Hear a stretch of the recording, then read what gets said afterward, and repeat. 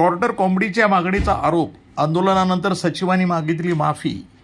मूर्तिजापूर येथील कृषी उत्पन्न बाजार समितीच्या कारभारावर पुन्हा एकदा प्रश्नचिन्ह निर्माण करणारी घटना समोर आली आहे.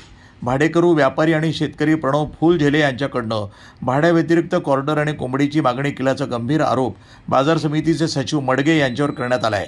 या प्रकाराविरोधामध्ये शेतकरी संघटनेचे नेते पप्पू पाटील तिडके यांनी आंदोलन छेडताच अखेर सचिवांना सार्वजनिकरित्या माफी मागावी लागली.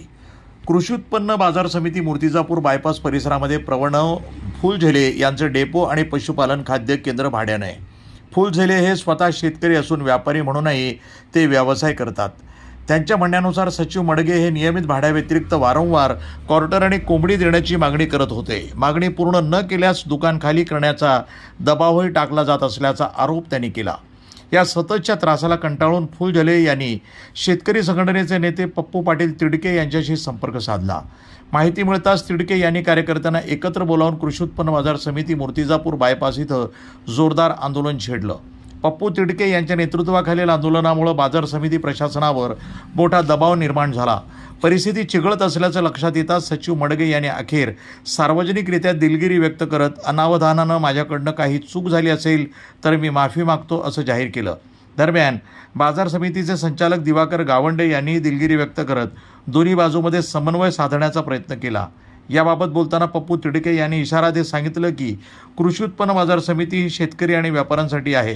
जर कोणत्याही व्यापाऱ्यावर किंवा शेतकऱ्यावर दबाव टाकून अवैध मागण्या केल्या जात असतील तर शेतकरी संघटना गप्प बसणार नाही.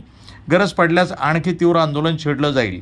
या घटनेमुळं कृषी उत्पन्न बाजार समितीतील कारभारावर पुन्हा एकदा प्रश्नचिन्ह निर्माण झालं असून परिसरामध्ये या प्रकरणाची जोरदार चर्चा सुरू आहे. नमस्कार, मी प्रणव राजेश फुलझेले. माझं जुनं कॉटन मार्केटमध्ये ढेपीचे दुकान आहे. तिथे मडगे साहेब आम्हाला दारूची मागणी करतात. तुम्ही दारू द्या, एक क्वार्टर आणून द्या, नाही तर तुम्ही दुकान खाली करा. तू दुकान कोणी खाली केली असा मला वैयक्तिक मानसिक त्रास देतात आणि मी त्यांच्यात आता त्रासाला खूप कंटाळून आज आम्ही उपोषणाला बसलो आहे. याच्याबद्दल आपण कंप्लेंट केली नाही का?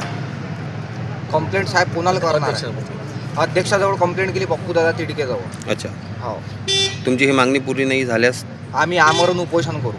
मी पप्पू पाटील तिडके, एक साधारण शेतकरी. मी इथं बसलेला आमच्या सगळ्या इष्टमित्र सगळ्या शेतकरी बांधवांसोबत इथं बसलेलो. त्याचं कारण एकच, इथला मुजोर अधिकारी मळगे जो इथला सचिव आहे मार्केटचा, हा 24 तास दारू पिऊन असतो.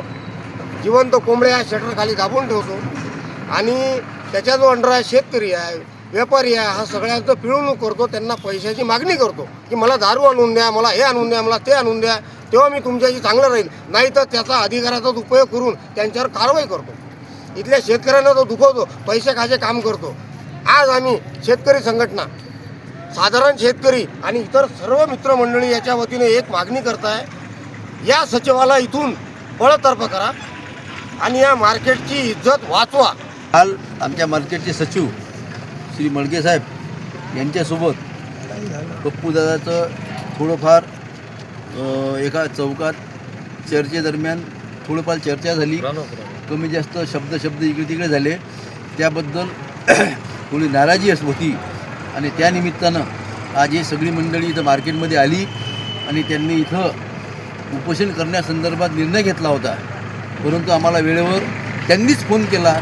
आम्ही इथं उपस्थित झालो आणि उपस्थित झाल्यानंतर हे सर्व मंडळी आणि मार्केटचे सचिव असतील, कर्मचारी असतील, त्यांना सगळ्यांना बोलवून हा सगळा समोरासमोर समेट झाला आणि त्यामधून चांगला एक निर्णय झाला आणि सगळ्याच्या मनातून माफी मागितली. सगळ्याच्या मनातून एकमेकाबद्दल जे दोष असतील ते पूर्ण संपून गेले आणि बाकी विषय कोणता राहिलेला नाही. आणि यानंतरही मी एक सांगतो यांच्या माध्यमातून की जर समजा शेतकऱ्यांना कोणती अडचण असेल किंवा मार्केटचा कर्मचारी कोणी शेतकऱ्यासोबत अरेरावी पद्धतीनं किंवा कशा पद्धतीनं जर वागत असेल तर आम्ही संचालक असेल किंवा कोणी सभापती असतील, उपसभापती असतील, त्यांना फोन लावून सांगायला पाहिजे, म्हणजे आम्ही त्यावर कारवाई करू शकतो. पण आजपर्यंत तशा पद्धतीचा आम्हाला कोणता फोन नाही आला. आणि यानंतर जर समजा कोणा शेतकऱ्याची तक्रार असली तर आम्ही तात्काळ हजर राहू. आता आमचा सर्व हा विषय जो होता हा सर्व निपटलेला आहे. प्रतिनिधी सुमित सोनवणे, न्यूज टुडे 24, मूर्तिजापूर.